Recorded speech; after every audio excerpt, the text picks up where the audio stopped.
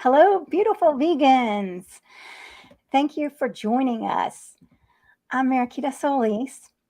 I am a vegan empowerment coach, and I this is my weekly live stream, but actually this is a special edition because we have Tricia Shields and we're in different time zones, so I really thought it was so important for you to hear everything that Tricia's doing. So this is a special presentation. Um, so thanks for joining. And let me tell you a little bit about myself. I am a vegan coach. I help vegans that are struggling in depression and sadness and anger move into peacefulness and power. Peacefulness first, so and power so they can take action for animals. I work on one with vegans and in group coaching, and I've got a group coaching program starting March 1st. So I hope you're interested. If you're interested in that, reach out to me. And thank you all for watching. Please let StreamYard have permission, give StreamYard permission to use your name so we'll know who's commenting, and let us know where you're joining us from.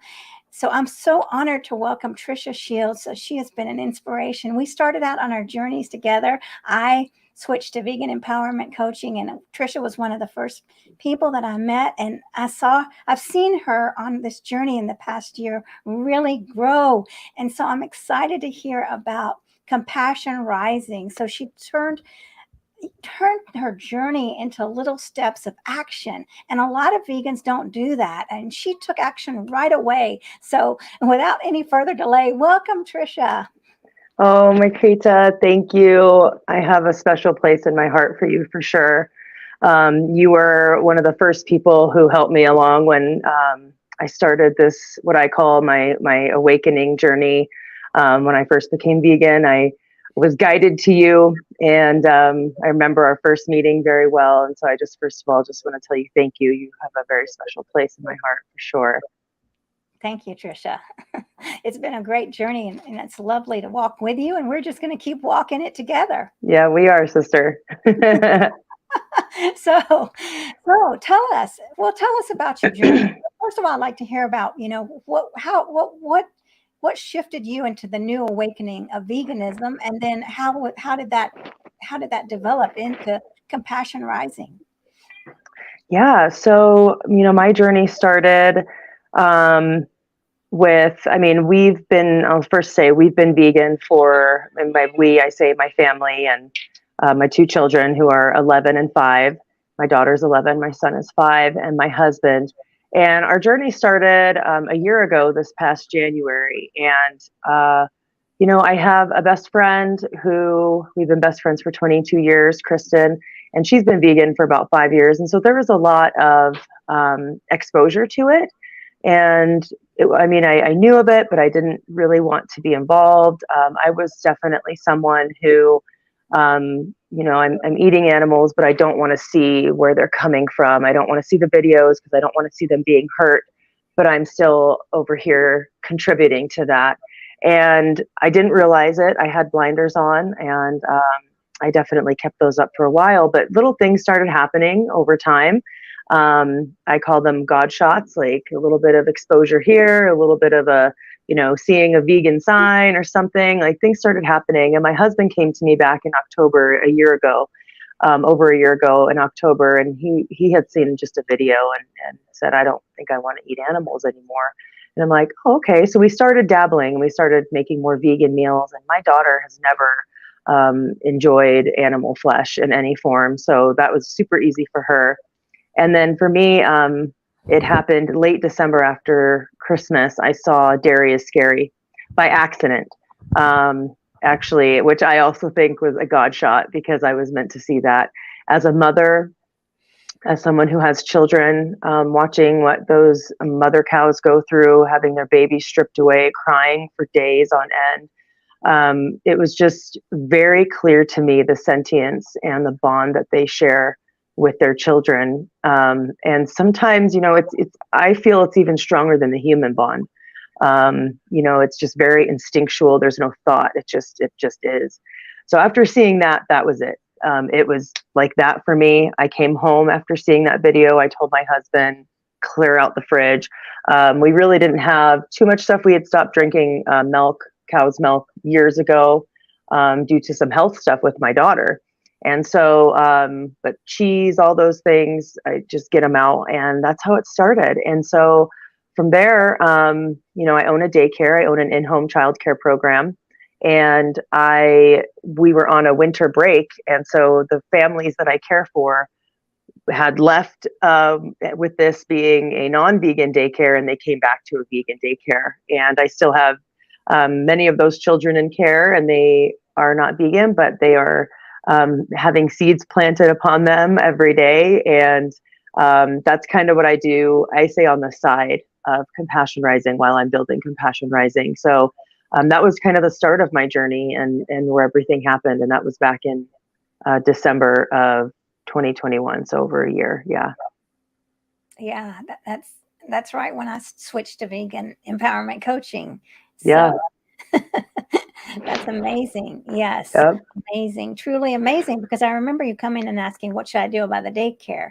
Mm-hmm. And then just feeling it out and seeing what really worked. And it's wonderful that you had that gap where you were able to shift, and that people respected that. So that's beautiful. It was all very synchronistic. Looking back on it, I don't believe in coincidences myself. I believe there's a rhyme and reason for the way things are happening. And at the time I didn't see it, but looking back now, it all just was a part of the plan for my awakening, for sure. Definitely part of the plan. And we don't know what's coming around the corner, but I mean, everything's happening at the right time. We might not like it. We might have said, why didn't this happen sooner? But, I mean, we weren't ready for it, right? It's whenever we're ready to open our eyes to it and to handle it. So, yeah, that's absolutely wonderful. I always say we get what we need, not what we want. Very true. Right. You're right. We get what we need. And what do we do with it is the question, right? And how do we respond to it? Right. And be grateful for it in the moment. This isn't what I want. This isn't the path I'm trying to lead or follow. But looking back is always when I see that the greatest gifts were given to me as a need, in a need state. So it's pretty amazing the way it all works out. It definitely is. You're right. And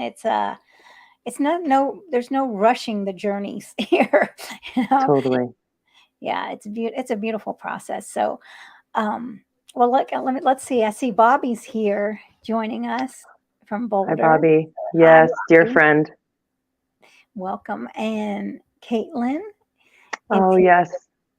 So thanks for watching. My dear friend. Yes. Friends are so important. Relationships. I mean, that's so important as a vegan, and then especially as a vegan child, and that's who you're working with, vegan children. So tell us about that. I mean, with your children, what do they have to navigate being vegan children? So that's a wonderful question, and it's part of the reason why I started Compassion Rising. But my children, some of the obstacles, we live in Parker, Colorado. It's definitely not a vegan town in any sort, and they're really the only vegans in their school. And I would say, they've had it, I think, pretty good, because we instilled upon them that, they are aware of something that most people are not, and it's a gift, and that everyone awakens on their own time. So we go about it with compassion. We try to educate. If people ask questions, answer them kindly. And, if there were situations where my kids were being, bullied or whatever, we've taught them to just brush it off. People don't understand. And so my daughter, she's in 5th grade, so it's a little bit different for her. But she actually had more children that were curious. And she always went about it as not that I'm vegan, but I love animals. All her friends know her for her love for animals. And then that includes not eating them. And that's where it's not like I'm vegan and the stigma behind it, but I love animals with all my heart. I realize they're sentient. And she spends a lot of times at our local sanctuary, Love and Arms. So she has, sat with Tito, one of the resident cows there, and she sees that love. She understands that they're not just food. There's something so much deeper and beautiful within them. So she goes about it in that form. And that's really what's worked for her. There's been a couple kids here and there that'll say rude comments, and she's always like, and they don't bother her anymore because she's not giving into that. And that's something that's really important. You got to be proactive with your children. You got to make sure you're not setting them up for failure and just saying, hey, we're vegan now, have fun at school. Make sure you tell them we don't eat animals. You got to really set them up. And we did that. And I made sure that I spoke to the schools. I spoke to the teachers. I spoke to the principal, who's actually a vegetarian. She's a vegetarian. She was vegan at one point, but very understanding. And when you come at it with compassion in a loving form, like, hey, we love animals. We believe we all are one. We believe in ahimsa. We practice ahimsa in our home. And that's love and compassion towards all living beings. When you come at it that way, rather than just saying, hey, I'm vegan and don't feed my kids, animal products, it's very different. So I think the approach is important, and just being really proactive and advocating for your children, obviously, and not just sending them out into the world, but making sure, you're doing what needs to be done on the back end, and so that it's easier for them. But that's been a really important part. My son, he's more curious, and I laugh because the preschool teacher last year when we first went vegan, she's like, well, your son's telling all the kids that when they're eating their cheese sticks that they're hurting the cows. And I'm like, they are, but I'll tell him not to say that. I'll tell him to be more respectful. So then having that conversation with my son and being like, baby, some people don't understand that yet, and that's okay. We just kind of wait for them to understand. And so then he understands. So you take every incident like that as an opportunity for growth and for learning, because they have no idea, right? We're all conditioned by what our parents teach us, what society teaches us. So as someone who myself sees the sentience and beauty in all living beings, from a grasshopper to a cow to a pig, all of them, like we teach that, and we teach them the why. The why is really important, but then also to teach them to be loving and kind, and that we all are one. We have to be compassionate to all animals. That means human animals as well. Yeah. Yeah, that's very important. Human animals. And I love the way you're framing it, that we love animals, because that doesn't threaten anybody. Nobody's going to feel mad if somebody says, I love animals. I mean, who's going to get any? Most people do. I mean, we're born. It's innate. We're born with the compassion towards animals. There's an activist I love, and he talks about, if you were to put a baby pig and an apple in a child's playpen, they're going to pet the pig and eat the apple instinctually. They're not going to try to attack the pig to eat it. That's instinct. That's what we're born with. And children are so close to what I call the veil, to purity and innocence. And then that's stripped away through social conditioning and through time. And it's nobody's fault. It's generational. It's been going on for 10,000 years. But once you know, you can't unknow. And once you know better, is how I feel. So for me to just be that guide for my children and let them know they can always ask questions, and to always come to us. If anyone's saying anything, let's talk about it, and we'll figure out how to work through that.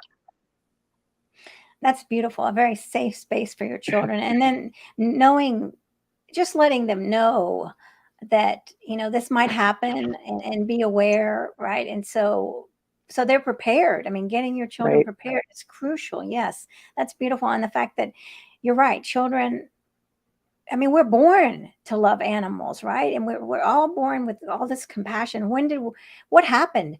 What happened during our development as children? I mean, of course, the conditioning of society.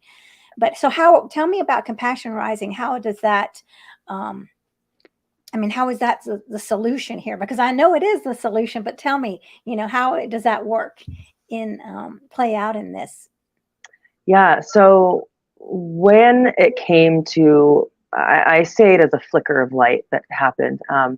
I turned my daycare vegan, and for about a month, I was seeing things very differently. I was seeing in these children something I had never seen, which was just like this innocence and compassion. And I've always seen that in children, but it was just different. And I started to ask myself, well, I wonder where like vegan families take their children. That was how it started. That was the simple question. Like, where do vegan families take their children? How hard that must be to have these morals and values and then have to drop your child off somewhere that is going to feed them animals and you don't believe in that.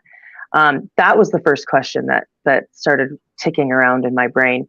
And from there, it led to, okay, well, I want to do something about that. Like I really wanted to, I was like, I'm going to maybe start something. So things started happening and this little light started to get brighter. And I was then on, I believe, your live stream, and you were talking to Peter Goldstein from We Did It Health. And I loved everything he had to say. And I reached out to him and I had a meeting and we talked and I said, I have this idea. I just don't know what to do with it. And he said, you need to talk to Trevor Banerjee of Freedom Switch. And Trevor is now my coach. The Freedom Switch is my team. And him and I have a beautiful relationship that is lifelong. And I had, a discovery meeting with Trev. And right away I knew, I was like, this is the guy that I need holding my hand and guiding me. So we started our journey there just with it was very simple, like implementing plant-based meals into daycares was really all it was.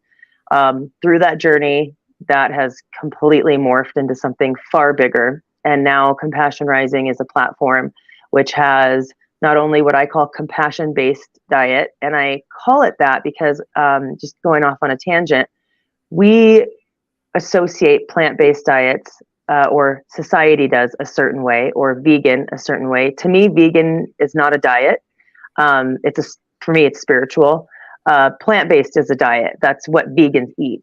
And that's the difference. But, when you hear those things or when most people hear it, they're like, oh yeah, those people, or oh, those plant-based people. But compassion-based really asks like, well, what is that? Well, it's food that has not suffered. It's compassion-based food. It has not suffered. And then that brings questions like, oh, well, I never thought about my food suffering. I know I didn't. I never thought of that, right? There was a cognizant disconnect there. And so that's one thing we offer. We have a plant-based nutritionist on our panel. We have a panel of experts, all vegan experts, and each one of them kind of takes on what I call a branch of the tree. Another area is our eco-conscious area for the environment and the planet, because of course that's a huge part of our spiritual journey is taking care of Mother Earth and all of her creation on it. And then we also have meditation and yoga for children and parents. And we have an expert out of the UK, Becky Shuttleworth. And that's super important too, being mindful and having this mindfulness as children. How does a child deal with their anger issues or when they're frustrated and a parent as well. I'm a mom. I have a 5-year-old son and it's a roller coaster, sister. So, how do I deal with that? How do we draw boundaries? And I think having mindful children, especially in today's age with anxiety and depression and all the things going on, these kids I can barely take on what's going on in the world, let alone these children. So giving them a space for like mindfulness, yoga, meditation, and hoping that they grow with that and can handle everything that life's going to throw at them. Another area is, I have Dr. Angela Crawford, who you are very, very close with as well for the also kind of mindfulness piece. And she's very much helpful. She helped me a lot. I have her on the panel to help families and or help more so the parents, right? She helped me as a parent navigate how I was feeling, really focusing on self-love. I have to love myself first before I can love animals, before I can love my children the right way. I have to love myself first. And I know I'm forgetting another piece of my panel. Oh, our empathy-based curriculum is through what's called Think Equal. And Leslie Odwin is the founder of Think Equal, and it's based on, it's not so much vegan, but it's based on ethical, it's compassion, empathy, all these things that really go into our mission as vegans. And so that's offered as well within my panel. And then what I feel is the most important piece is the community. When I started Compassion Rising, before I started Compassion Rising, just when I went vegan, I felt really alone, really isolated. As you remember, I remember talking to you and crying and be like, I don't know how to handle the world right now. Like, I feel so alone, and we're not alone. We're not. But we're not giving people a space to come into, to be together. You have social media platforms, that's all fine and dandy, but a lot of people don't like Facebook. I'm not a Facebook person. I only use it for marketing. And it's not the same, it's not the same as coming into a space that was designed for you, a space that was designed for vegan families to talk about their issues as vegan parents, talk about their vegan children in their environments, whatever. It's just a platform like Facebook where there's a news feed, you can post things, and it builds community with each other. So there's all these different aspects. And then our experts, which includes like Dr. William Tuttle, who, as you know, is a renowned author, and he's been vegan for, I think 45 years or something. And he's just done amazing work with the movement. To have people like that on my panel is mind blowing to me, but they are excited about instilling or basically nurturing the seed that's already within these children. And so they wanted to be a part of it. I have Dr. Lee Ettinger as well, and he's a vegan pediatric nephrologist, and his online courses are amazing for parents to take if you're wanting. He has free ones as well, which are wonderful because it gives you guidance on how to do a plant-based diet for your kids, how to navigate this plant-based world. So there's just so much stuff, and they all offer free resources, but as a Compassion Rising member, you also get access to discounts. So Angie Ringler is my eco-conscious expert, and she owns a store called Tangy. So she offers discounts to her plastic-free, eco-friendly products. And those are offered specifically to members within Compassion Rising. So there's a lot going on. It's really hard for me to figure out a pitch when people are like, what's Compassion Rising? I'm like, do you have 20 minutes where I can discuss this with you? So I'm still trying to figure out something that really encompasses it all in a little tiny nutshell. But I'm working on it, but it is, and it's growing. There's going to be more content. Videos like this will go onto the resource page, and there'll be video resources, and I'm going to do read-alongs where I'll be reading some of the books from Think Equal. So, and then we'll discuss that book 6 to 7 minutes. So you can show that to your children before they go to bed at night and sit down with them and we'll read a book. I'm going to be doing one-on-one coaching eventually for families that are going through really exactly what I went through. I'm just a little bit further down the road. I'm going to be doing group 5-week group sessions. So it's still a baby. We just launched it a month ago. And so there's a lot of growth to be had, but I think it's extremely needed in our world today, for sure.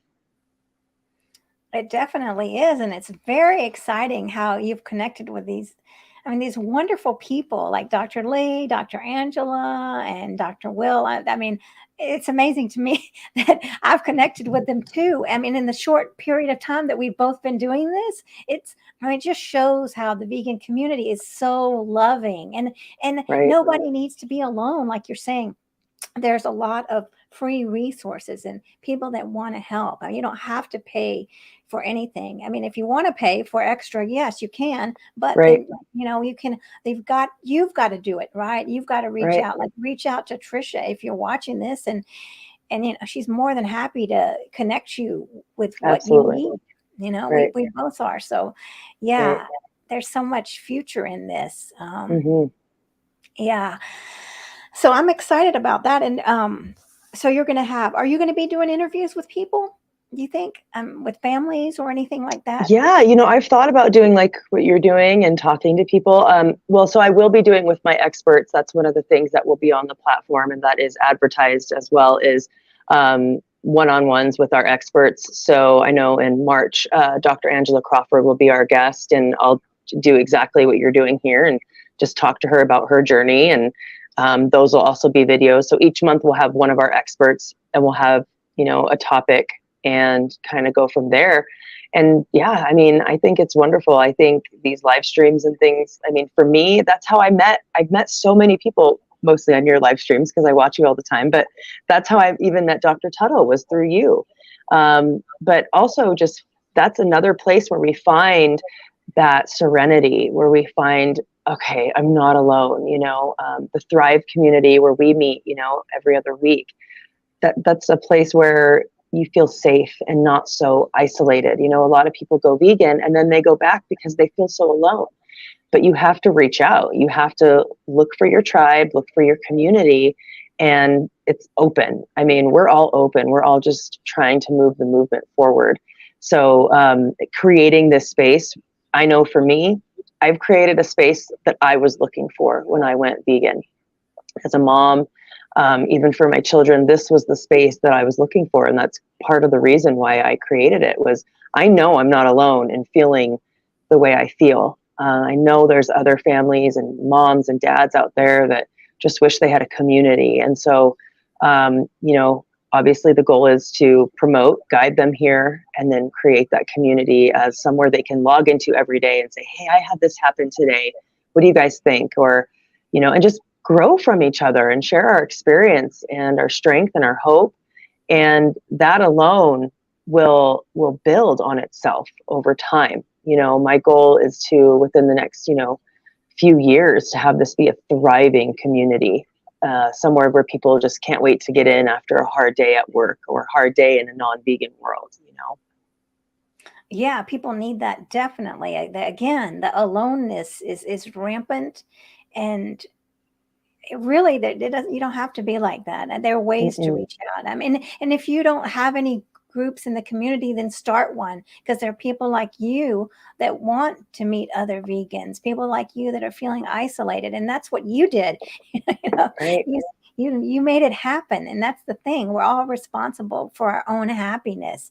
Mm-hmm. So, I mean, it's easy to play the victim, right? But Oh, yes. that does us no good, and to blame other people. I mean, Right. but that's just, I mean, that's oppressive. That doesn't help the animals at all. If we're over here playing the victim, how does that help Right. the animals? Right? Yeah. Yeah. And it's hard when you're in that place. I know for me, whoa, like it was a lot. I know you remember, I was just like, I cannot believe the things that are happening to these animals on a seconds, every second. It was so overwhelming to me that I almost couldn't take it some days.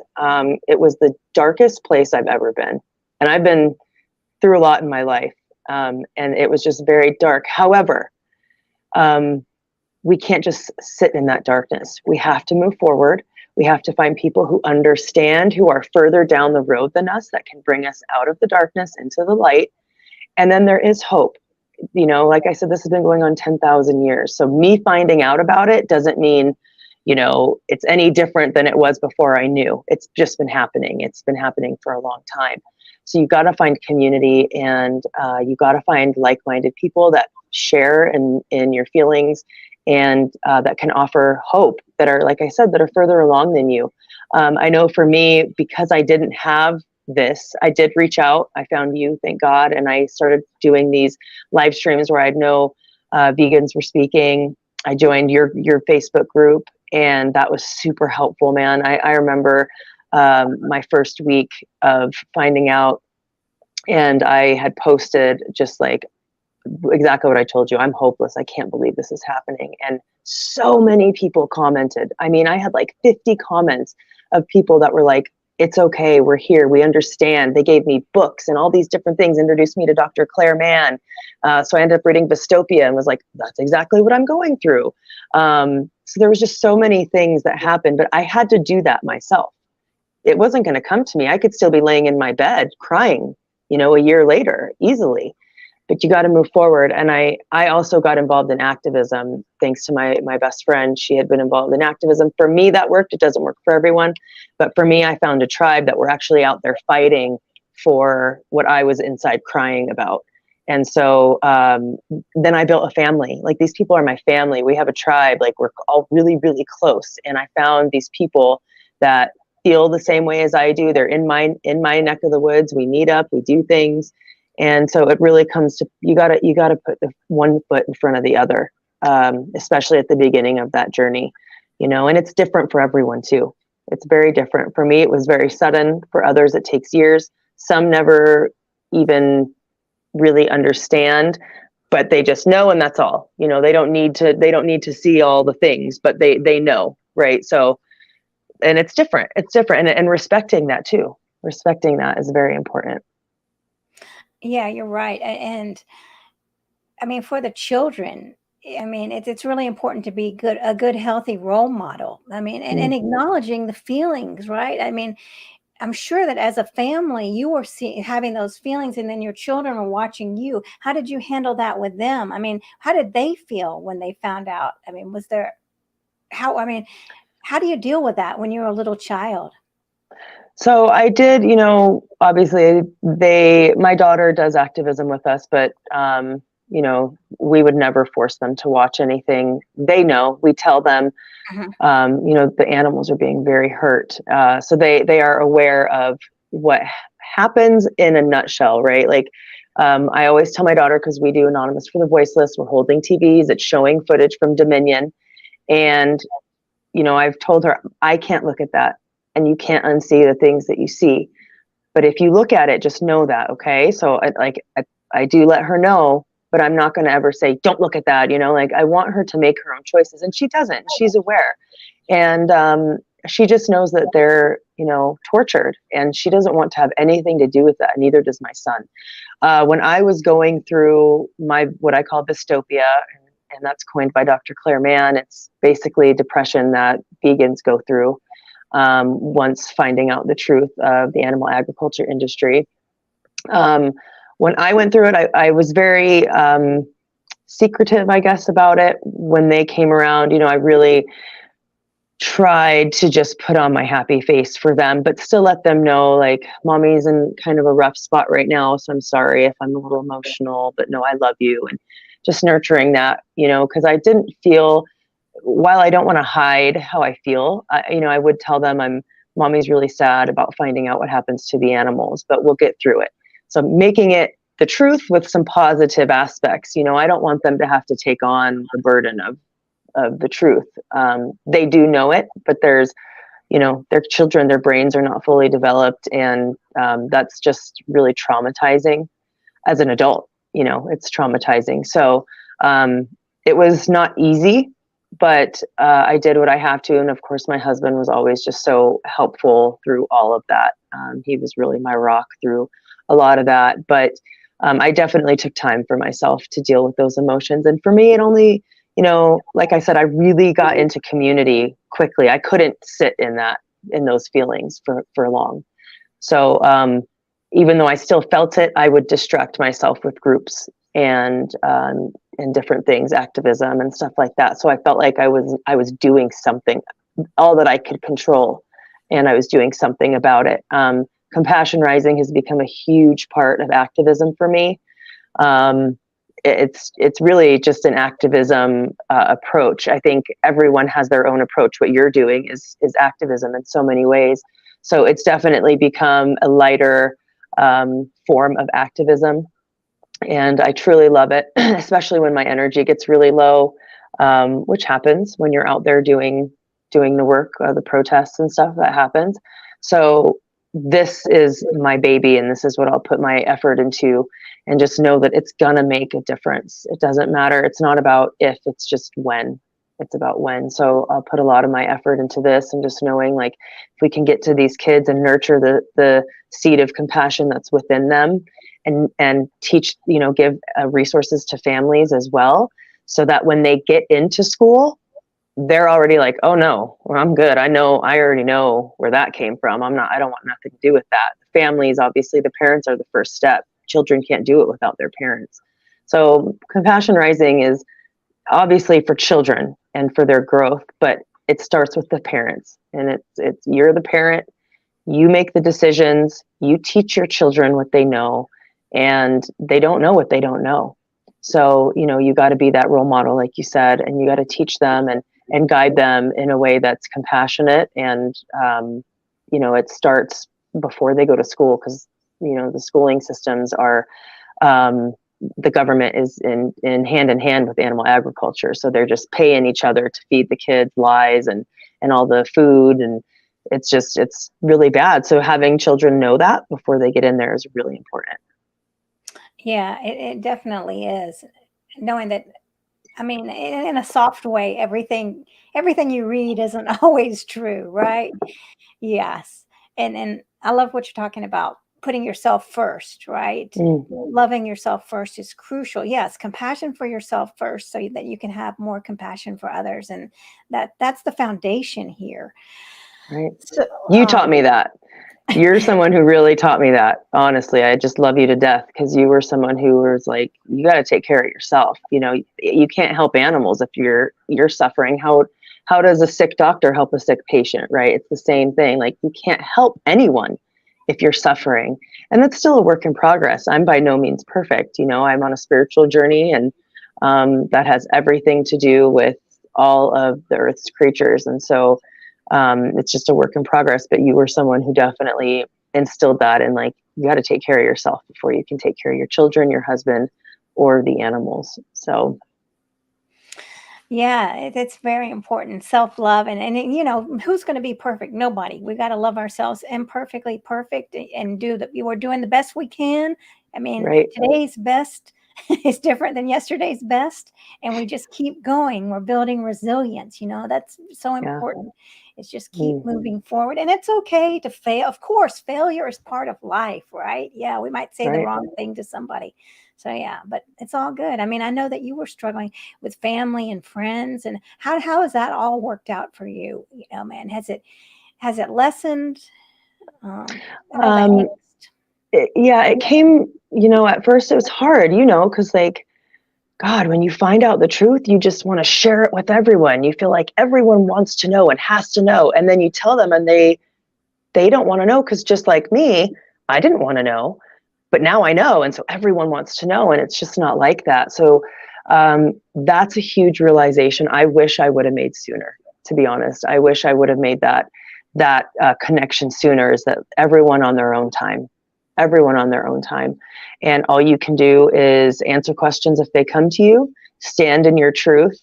I took the liberation pledge. So I have, in over a year of being vegan, I have yet to sit at a table where people are eating animals. I refuse, but I don't make it a big deal. I'm like, I refuse to eat, I just politely say the times that I've been invited, I'll come late after they're done eating, or I'll have people over at my home.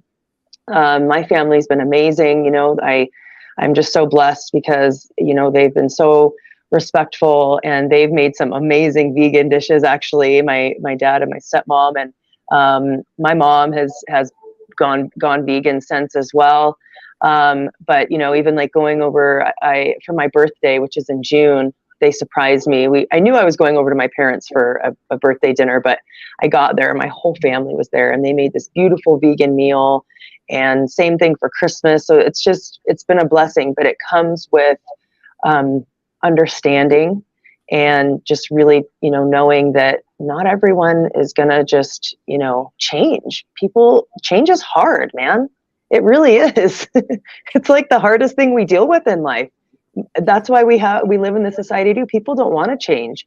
And me included, it took me 38 years to make this change. And it's one of the biggest blessings of my life. But that's one of the greatest things I've learned, is you just got to be patient, stand in your truth. Don't change for anyone. Don't change your beliefs for anyone. My family, my friends, they know, honestly, all my friends are vegan. I don't have any non-vegan friends. Through my awakening, I've lost a lot of friends and people that I felt maybe were toxic or that weren't serving a purpose. And that happens. That happens through awakenings for sure. But the people that are in my life now that are close to me, are very respectful, because I'm respectful. I'm not demanding of things, but I stand in my truth and my reasoning why, and if anyone ever wants to talk to me, I'm very open too. This is why, but I'm not shoving videos and stuff down people's throats. What does that do? I know for me, if someone comes at me angry about anything, let alone veganism, which is very sensitive, I don't want to hear it. You can't talk to people like that. You have to talk to people with compassion. And I think that's one of the things that we struggle with in the vegan community. We have a lot of angry vegans, and they fight with vegans like us, right? Because we're not angry with them. And so then you have infighting, and then it's just crazy. So you got to just zoom out. I always say zoom out to my kids. Zoom out and just stay in your truth. And usually that's the right path always. Yeah. Yeah, it definitely is. You're right. And all that energy goes to fighting that can be going to peacefully being an advocate for animals, right? I mean, there's just compassion is the foundation for all of this. Compassion for, taking that great compassion that you have for the animals and turning it to the people that don't understand, seeing that they're very, I mean, first of all, the food is very addictive. It's not just some food from Mother Earth. It's processed and everything that's added it's I mean, on purpose. It's made that way to feed the government, the greed and the money. It's all, yeah. And these people, I mean, people are addicted to this. So, I mean, that's one way to look at it. Have compassion that they don't even know that this is happening to them. So they are victims, right? They're victims of this bigger government, bigger industry. And it's sad. And so, I mean, of course, and they've been taught that their whole lives. So why, when they listened to maybe me or you, would they think, oh, well, now everything I've learned, I'm going to throw out the window? It's unfortunately just doesn't happen that way, right? I mean, a 5-minute or 30-minute conversation with one of us is probably most likely not going to create a shift like that over these lifelong behaviors. So bringing the compassion in for that person and just being compassionate to yourself. Also, I did the best I could. I stood in my truth. Like you say, I'm living in alignment with my life, and great job, right? I don't expect anything out of it. All I expect is for me to live in alignment with my beliefs and to speak confidently and show them that I'm happy about veganism. And I'm not angry at them. Right. I love them. Right. I send you compassion. If you'd like to know more, I'm here to share whenever you're ready. Right. I'm trying to get more people to connect with me. And I had done just a little story reel on Facebook, just saying, hey, everyone, do something compassionate for someone today, even if, it's someone you don't like or a stranger. And I had a vegan reach out, and she was like, that message was very human centric. What about the animals? And I was like, oh, here we go. And I was like, well, humans are animals too. And it starts with us. And when you separate us, we're all one. When you separate us from us and them, why do you think some humans treat animals like this? Because they think they're beneath them. They don't feel that we're one with them. That's why they do that. And so when you're saying what you're saying, you're adding to that as well. And it, of course I had to take it on compassionately. She wanted to argue. She was an angry vegan and she wanted to fight with someone that day. And I was it. And I didn't allow that to happen. I said, I agree with you on your beliefs with animals. Yes, there are humans that definitely treat animals god awful, but they themselves haven't been taught that we're all one, and she's like, nah. And I was like, okay, well, have a great day, and you just got to excuse yourself from those conversations. But that kind of thing comes from a place of anger, and that's not going to help the animals at all. It doesn't. I've had to realize that too, because I was extremely angry. Like, how is this happening? How doesn't anybody know about this? But once you go through that journey and you talk to people and you get involved, me talking to you and Dr. Crawford, it's like, okay, and you can't depend on the mind that's suffering. Like, my mind was in a state of suffering, and it's telling me all these things. How am I supposed to depend on this mind that is in the suffering? You have to reach out. You have to reach out. And that's why we build communities. That's why you built vegan empowerment, and Dr. Crawford's doing it. She is, and I'm doing what I am, because we have to build this space for people to come into in those moments of darkness.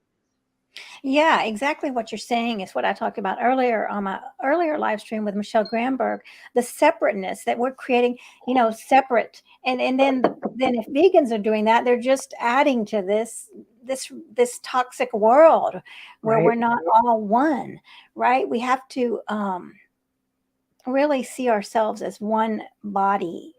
And definitely, someone was attacking me the other day, and I invited them to get on a Zoom call. I just said, would you like to talk about this on Zoom? And that was the end of that. I've said that twice to people. That ends it. They don't want to talk. No, of course not. They just want you to fight with them. And it's usually vegans. Was it a vegan? They're vegan. Of course, yeah, because someone else called me an apologetic vegan, right? And you know what? I did actually apologize for a vegan. I mean, the next week, and I'm very happy to do it because this person was overstepping to someone that I love in a certain area forum that was inappropriate. So yes, I am an apologetic vegan. If someone's going to be rude, be a vegan that's acting rudely, I sure as heck am going to apologize. And I'm proud of that because I represent the vegan community. And we've got to be compassionate like you're showing. And it starts with our children. And so everything you're doing is so importantly profound. Thank you. It's just a gift. Yeah. I wasn't always like that either. When I'd say the first, 6 months, I was one of those people, I was never on Facebook before going vegan, but I turned into one of those people posting all kinds of crazy stuff on there, thinking that someone would see it and go vegan. And at the end of the day, when I used to see stuff like that, I would just skip right past it. I don't want to see that. So it's on, like I said, it's on everyone else. It's on people's own journey. It's on their time. And you can't force that by trying to shove videos and pictures and stuff down. So I really stopped doing that. And again, it's part of my journey. It's part of my growth on my path.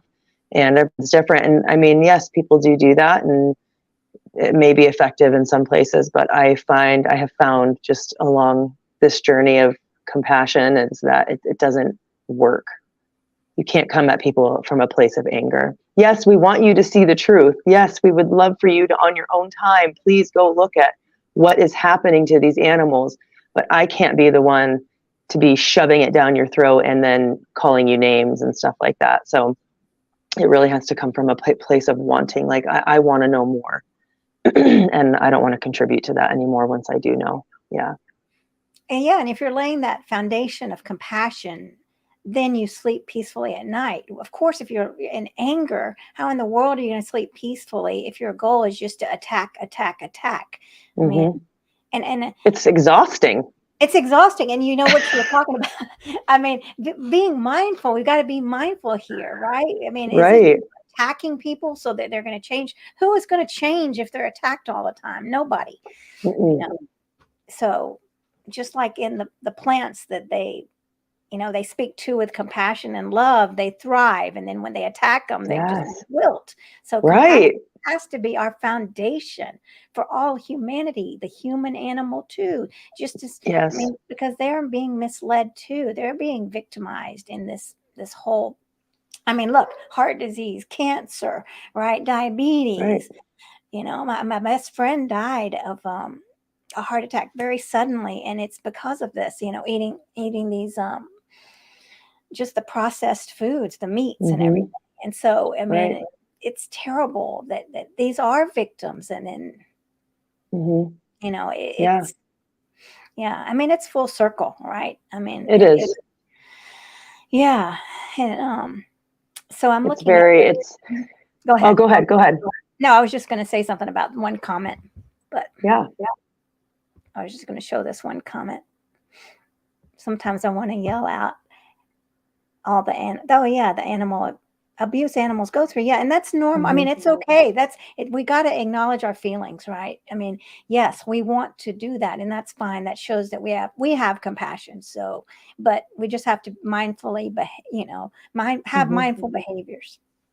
And mindful conversations. I when I'm out during the day, if I'm going to my local coffee shop or whatever, I'll say simple things. Like they'll say, "How are you? What are you doing today?" And I say, "Oh, I'm going to this vegan restaurant." "Oh, you're vegan?" "Yeah." And then a conversation starts, and it's very, I always empathize when people are like, "Oh, I love cheese. I couldn't give up cheese." Oh, I thought the same thing. True. And I'm not lying. I used to eat like cheese off the block, man. That stuff is addictive. And so I just empathize. I find a place that we both can agree on. And I empathize there, and it's like, yeah, me too. I never thought I could give up cheese, but once you know what the cows go through, the mother cows go through to produce dairy and how tortured and abused they are, that's one thing as a mother that worked for me, but also realizing that there's so many options that are amazing out there. Have you ever heard of Miyoko? Or, oh no, what's that? And that, So now they respect me because I've come down, I'm on your level. Yes, I understand. I'm with you. This is what I did though, to get over that, and you just never know. You never know. Dr. Claire Mann talks about how she had bought something at, I think, a natural grocers or something. And in her book, Vistopia, she talks about this and how she realized it had dairy in it and she took it back. And when the lady's like, is anything wrong with it? She said, no, it has cow's milk in it. And she was like, oh, are you lactose or something like that? And the lady's like, no. Claire Mann was like, no, I'm vegan. They got into a conversation and she left. And a year later, she ended up seeing this woman again. And the woman had started doing more research on her own end. And her family had owned some kind of restaurant. And with her doing the research she had done and just the seed being planted by Dr. Mann, her family ended up turning that restaurant into a vegan restaurant that was thriving. And Dr. Mann had no clue. You plant seeds and you go and you hope that, along the way they're being watered. But that's how it happened for me. And that's how it happens a lot. But if someone's screaming and being angry with you, you're not planting nothing. That's cement right there. And they don't want to hear about it. And now they're going to go out and every vegan they meet, they're going to think it's some angry, crazy vegan. So it's not easy, but it works. Amen to that. You're right. It does. You're right. It's all about planting seeds and just like you don't scream at a seed to grow. You let the seed grow in its own time. You water it with love and water it with compassion, and because your water might be just that one drop that you give that just changes everything, right? I might have, planted the seed, but then you came along later and gave it love. Right. So yeah, so that's beautiful. Right. Yeah, I see we're coming to the end, but I wanted to ask you about your kids. What about, have other kids really wanted to go vegan after meeting your kids at the daycare and the schools? So as far as my daycare, that's something I feel like is kind of because it's my business. I always speak about being vegan in my own way, just like I would to a stranger, like, oh, we're going to this vegan thing, or, oh, we did this. So all my daycare parents are very respectful, but I don't ever really, I feel like I'm just planting seeds with their children being here, eating 4 vegan meals a day or plant-based meals a day. But for example, with my children, my daughter had a little birthday party over here and we had 4 of her friends, her little girlfriends over. And I had made, like vegan nuggets or plant-based nuggets and, plant-based pizza, like things kids like, so that they'd be like, oh, these are good, wow, there's options. And of course they loved it. And it got us into a conversation. And at first my husband's like, they're never going to be allowed over here again. But they were asking a lot of questions. They wanted to know, why did you guys go vegan? And I said, well, we went vegan because we found out what happens to the animals. But one of the things that really touched my heart was when a couple of the little girls, one of them had said, we respect Ellie so much because she's so confident and she loves animals and she doesn't care what anyone says. And we see her doing this activism work and we think she's so amazing, and I was like, oh, but that night, the one little girl was like, I'm going to tell my mom tomorrow I want to go vegan. And I was like, oh God. Okay. I said, let's take it back a notch. Let's say that you want to try eating some plant-based food, maybe try that.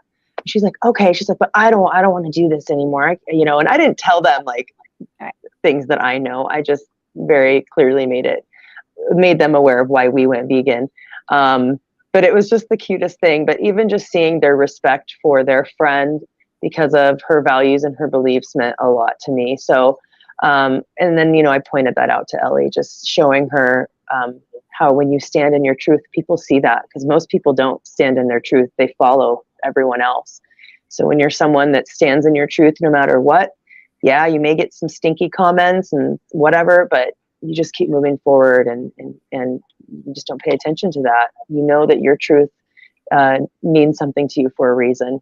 And so that's kind of how we go about it with my children. And, I'm at the school a lot. I do a lot of volunteer work at her school, and all the kids are very aware that Ellie, they had to do a thing for Valentine's Day where they do little Post-its on what they like about each student. So each student writes it for each student. And I swear, out of 27 kids, I'd say about 20 of them said, we love how much you love animals. We love how compassionate you are to animals. We love what you do for the animals. So these are coming from non-vegan children, but it's making a connection in some form that these kids may grow up and remember this. It's the seed's been planted. So you can't control that. You can only control what you can do and what your words say, and they have to be kind. Yeah. That's so beautiful. I love it. And someone saying that's so sweet. Yes, it is. So that was such a beautiful story. And it's so true. I mean, so many people don't even know what they stand for. Like they're living, but they don't know what they're living for. So, right. I mean, that's one wonderful thing that vegans can know. I mean, I know what I believe and I stand strongly in that belief. It's beautiful. Right. And that's not easy, right? Because nobody wants to be bullied. Nobody wants to be picked on, but Mother Teresa was criticized. I mean, you could go find negative comments about her. Criticism is a part of life, period. You're going to be criticized. Get over it, get used to it, and you might as well go after your purpose. If you're going to be criticized anyway, why not fight for something you believe in? And that's kind of what we teach our children. It's like, no matter what you do, someone is not going to like it. Someone will criticize you. So you have to learn to really toughen your skin, use those experiences to strengthen yourself. And that's how you use them. Don't just let them go by. Like, that's an opportunity to strengthen myself when someone's talking negatively about me. How do I handle this? I learn from it and I move on. But at least I'm fighting for something and I have a purpose. Because no matter what you do, you'll be criticized, no matter what. Yeah. You're right. Definitely. You're right. It doesn't matter. Accept it. Not everybody's going to like you. Not everybody's going to want to support you or believe Never. you. So never.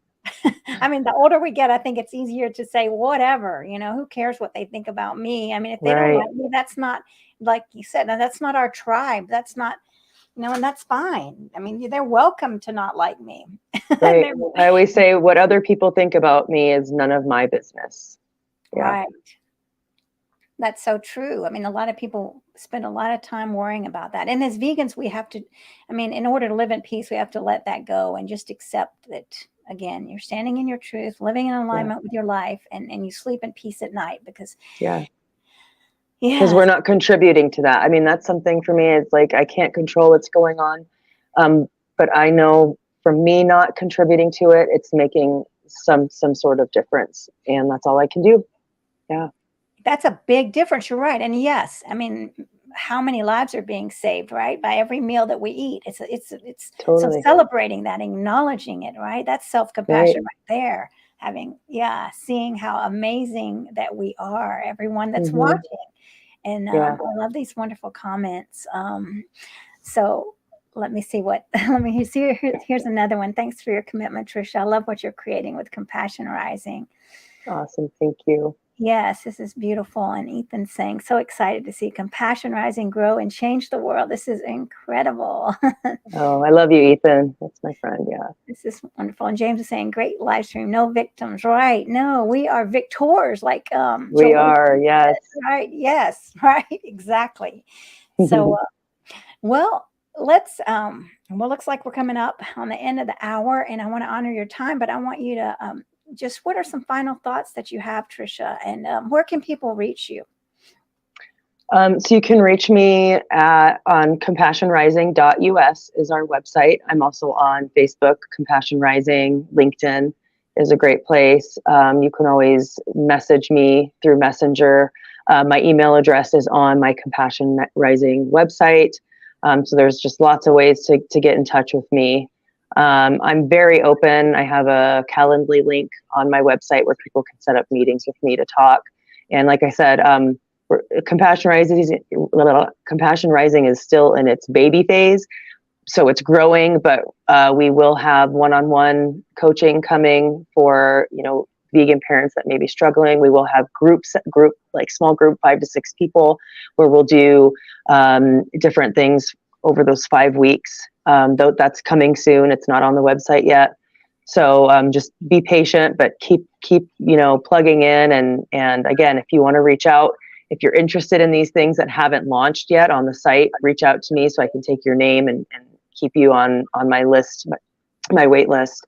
But then just as far as a message, it's just pretty much what I've said this whole time. It's like standing in your truth, no matter what. We're in really hard times in the world. Something is happening. I feel it in my bones. There's a shift, and we can't just fall victim to that. We have to stand strong.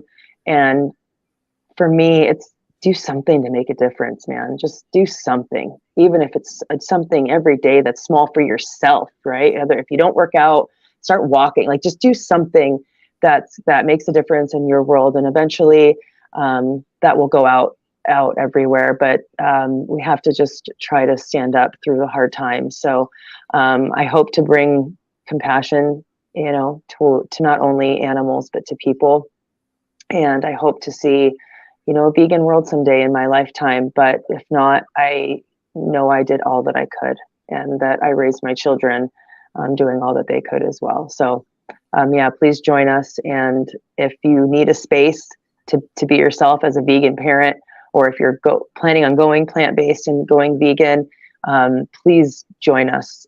This is a safe space for you to speak your mind and be who you want to be, for sure. Amen. And thank you. I'm so grateful to you, Mariquita. You're a dear friend to me. I just love you. And you've just been such a pillar in my journey. So I'm just beyond grateful for you. And I'm so excited to walk this journey with you. Thank you. You inspire me, Tricia. Really, it's amazing. Amazing everything that, the where you were last year and where you are now. It's beautiful. And definitely honored to stand with you. And everyone that's watching, thank you so much. And I'm having at the beginning of March, 3-month group coaching for activism. You'll have a specific goal, what you want to do.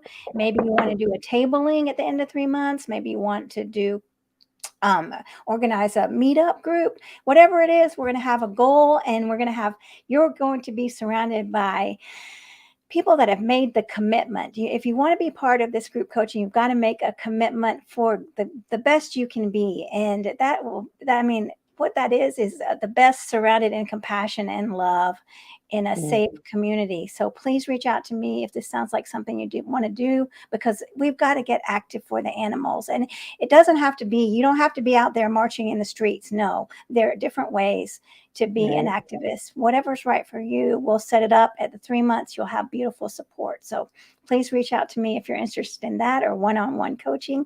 And please reach out to Tricia.